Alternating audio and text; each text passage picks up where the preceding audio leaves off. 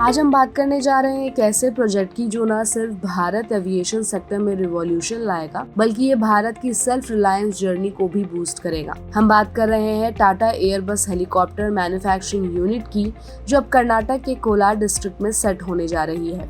तो सबसे पहला सवाल है कि ये टाटा एयरबस प्रोजेक्ट है क्या? तो ये एक जॉइंट प्रोजेक्ट है टाटा ग्रुप और यूरोप की एरोस्पेस जॉइंट एयरबेस के बीच, जिसमें इंडिया में पहली बार सिविल हेलीकॉप्टर मैन्युफैक्चरिंग होगी, वो भी प्राइवेट सेक्टर के अंडर। इस प्लांट में एयरबस का पॉपुलर हेलीकॉप्टर मॉडल H125 बनाया जाएगा, जो दुनिया भर में ऑपरेट होता है। अब सवाल है कि कर्नाटक का कोलार जो लोकेशन है वो इस प्लांट के लिए क्यों इम्पोर्टेंट है। तो देखिए, ये प्लांट कर्नाटक के कोलार डिस्ट्रिक्ट के वेमगल इंडस्ट्रियल एरिया में बनेगा, जो बेंगलुरु के करीब है। कर्नाटक गवर्नमेंट ने इस प्रोजेक्ट को अट्रैक्ट करने के लिए लैंड और इंफ्रास्ट्रक्चर सपोर्ट दिया है, और इसी वजह से तमिलनाडु जैसे स्टेट्स को पीछे छोड़कर कर्नाटक ने ये मेगा डील जीत ली।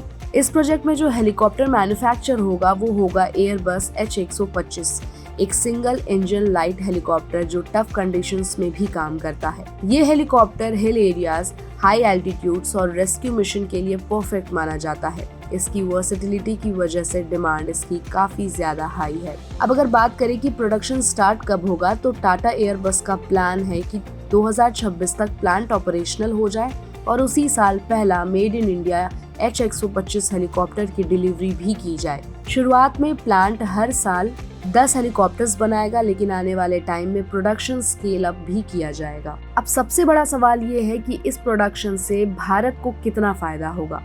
तो सबसे पहली बात, इंडिया अब हेलीकॉप्टर मैन्युफैक्चरिंग इकोसिस्टम का हिस्सा बनेगा। अभी तक जितने भी हेलीकॉप्टर्स इंडिया में यूज होते थे, मोस्टली या तो इम्पोर्ट होते थे या डिफेंस PSU के थ्रू लिमिटेड प्रोडक्शन होती थी। इस प्राइवेट यूनिट के आने के बाद इंडिया में civil aviation, tourism, emergency medical services और लॉ एनफोर्समेंट के लिए हेलीकॉप्टर्स की सप्लाई बेहतर होगी। साथ ही साथ एम्प्लॉयमेंट और लोकल इकोनॉमी को भी फायदा मिलेगा। ये यूनिट लगभग 2000 से ज्यादा डायरेक्ट और इनडायरेक्ट जॉब्स क्रिएट करेगी।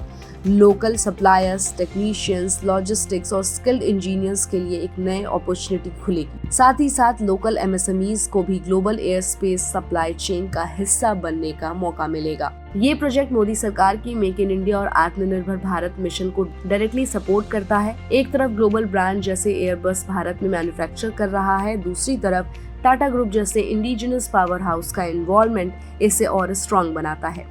कर्नाटक ने तमिलनाडु और महाराष्ट्र जैसे स्ट्रॉन्ग कंटेंडर्स को पीछे छोड़कर इस प्रोजेक्ट को जीता। ये बताता है कि कर्नाटक न सिर्फ IT हब है, बल्कि अब एयर स्पेस और मैन्युफैक्चरिंग के लिए भी फेवर्ड डेस्टिनेशन बन रहा है। ऑलरेडी स्टेट में HAL, DRDO, इसरो जैसे इंस्टीट्यूशंस मौजूद हैं, और अब टाटा एयरबस से ये एरोस्पेस इकोसिस्टम और पावरफुल होगा। ये सिर्फ एक फैक्ट्री नहीं, ये एक सिंबल है भारत के बदलते इंडस्ट्रियल लैंडस्केप का। इस डील के बाद Bharat global civil helicopter manufacturing map पर आ गया है, और जो हेलीकॉप्टर यहाँ बनेगा वो सिर्फ इंडिया ही नहीं, पूरे साउथ एशिया, अफ्रीका और शायद यूरोप तक एक्सपोर्ट भी किया जाएगा। तो टाटा और एयरबस के इस मेगा हेलीकॉप्टर पर आपकी क्या राय है? हमें अपनी राय कमेंट बॉक्स में दें, और ऐसी अपडेट्स के लिए देखते रहिए गुड रिटर्न्स।